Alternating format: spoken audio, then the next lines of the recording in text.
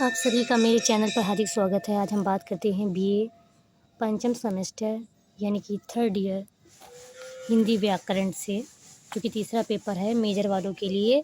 उसका प्रश्न है, संज्ञा की परिभाषा देकर उदाहरण सहित उसके भेद बताइए। ये आपके एग्ज़ाम में पूछा गया था और ये बहुत महत्वपूर्ण प्रश्न है, हर साल पूछा जाता है। तो पहले आप क्या करेंगे कि संज्ञा की परिभाषा या अर्थ लिखेंगे।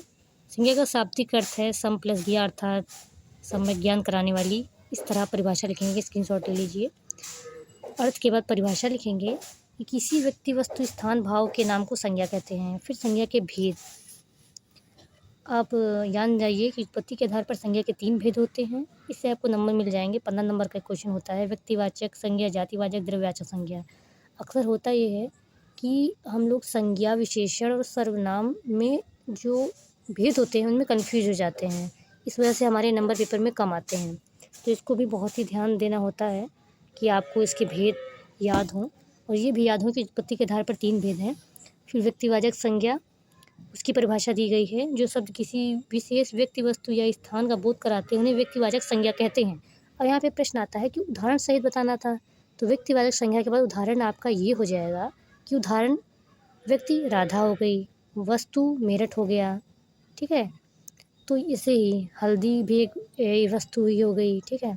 राम एक व्यक्ति हो गया, तो ये उदाहरण हो गए। अब जातिवाचक संज्ञा, जो शब्द किसी प्राणी, वस्तु या पदार्थ की संपूर्ण जाति का बोध कराए उसे जातिवाचक संज्ञा कहते हैं, ठीक है। संपूर्ण जाति का बोध कराए, ठीक है। गाय के खुद की बहुत सारी जातियाँ होती हैं, घोड़े की जाति होती है, पुस्तकें बहुत सारी होती हैं, ठीक है। पुस्तकें की कोई खुद की एक वो तो है नहीं। वर्षा, बिजली आदि। जैसे दीवाल घड़ी अपना एक समूह है। हाथ की घड़ी होती है, दीवाल की घड़ी होती है। तो इस तरह से एक संपूर्ण जाति का बोध करा उसे जातिवाचक संज्ञा कहते हैं, ठीक है। अब हम आगे चलते हैं। तो अब द्रव्यवाचक संज्ञा आता है। द्रव्यवाचक संज्ञा यानी कि जब जो शब्द किसी पदार्थ यानी ठोस, द्रव, गैस, पदार्थ अथवा द्रव्य का बोध कराते हैं उन्हें द्रव्यवाचक संज्ञा कहते हैं। जैसे पानी, सोना, चांदी, तेल। पानी, तेल ये द्रव्य हो गया, सोना, चांदी ये ठोस हो गया, ठीक है।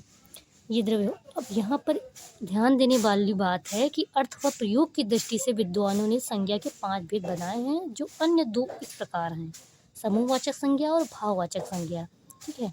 समूहवाचक संज्ञा, जो शब्द किसी वस्तु या अथवा व्यक्ति के समूह का बोध कराए। देखिए यहाँ पर समूहवाचक संज्ञा में और जातिवाचक संज्ञा में एक अंतर है। समूहवाचक संज्ञा में क्या कह रहा है, वस्तु या व्यक्ति के समूह का बोध कराए। सभा तो किसी की भी हो सकती है ना, सभा बंदरों की भी हो सकती है, मनुष्यों की भी हो सकती है। तो इसमें कोई विशेष जाति नहीं है, विशेषता का बोध नहीं है। जब विशेषता का बोध होगा तो वो क्या हो जाएगा, जातिवाचक संज्ञा हो जाएगा। जातिवाचक संज्ञा यानी विशेष, यानी गाय यानी कि पशु की बात ही की जा रही है, ठीक है। पुस्तक यानी पुस्तक की बात की जा रही है, किसी और वस्तु की बात नहीं की जा रही है।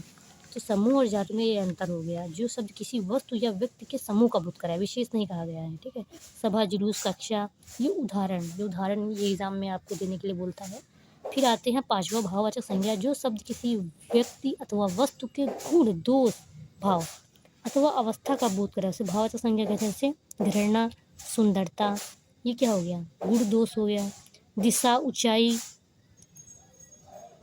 दिशा जो है ये ऊंचाई हो गई। अवस्था, बचपन, बुढ़ापा हो गया। भाव हो गया मित्रता अथवा शत्रुता, ठीक है। आप सभी का धन्यवाद। और इसके अलावा अगर आप देखना चाहते हैं तो हम यहाँ पे भी बात कर लें कि आपको जो थोड़ा सा कन्फ्यूजन है, व्युत्पत्ति की दृष्टि से संज्ञा के 3 भेद हैं, और अर्थ और प्रयोग की दृष्टि से संज्ञा के 5 भेद माने जाते हैं, ठीक है। आप सभी का बहुत बहुत धन्यवाद। आगे के लिए अगर आपको वीडियो चाहिए तो आप कमेंट कीजिए, अच्छा लगा हो तो कमेंट कीजिए। इसी तरह सभी चैनल बने रहें। राधे राधे।